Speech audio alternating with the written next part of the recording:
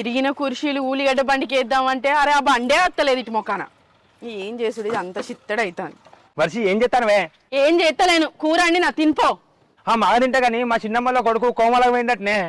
ఏంది మీ చిన్నమ్మ కొడుకు కోమలకు పోయిండా? అదేమన్నా కొత్త? మొన్న అమెరికా పోయిండు, అది వరకు దుబాయ్ మస్కట్ పోయిండు, ఇప్పుడు కోమలకు పోయిండేమో. పైసలు బాగున్నాయి, పోయి వచ్చింది. మనం కూడా బాగా పైసలు సంపాదించుకొని పోదాం. కాదే, దెబ్బ తాకి కోమలకు పోయిందట. దెబ్బ తాగినాక కూడా పోయిండట్నా? మీ తమ్మునికి తిరుగుడు సోకు బాగున్నది, కుటుంబం అందరు కలిసి పోయిండట్నా, ఒక్కడే పోయిండట్నా?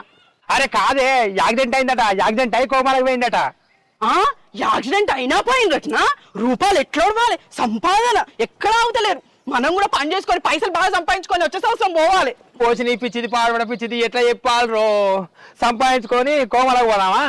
ఎదుటోళ్ళు పోతా అంటే నీకు తెలియలేదా? నీకన్నా చిన్నోడు కోమాలు గీమాలు గామాలని తిరుగుతాడు. మనం కూడా వచ్చే సంవత్సరం ఖచ్చితంగా పైసలు సంపాదించుకొని పోడే. అయ్యో దేవుడా, రాములా రాములా రాములా.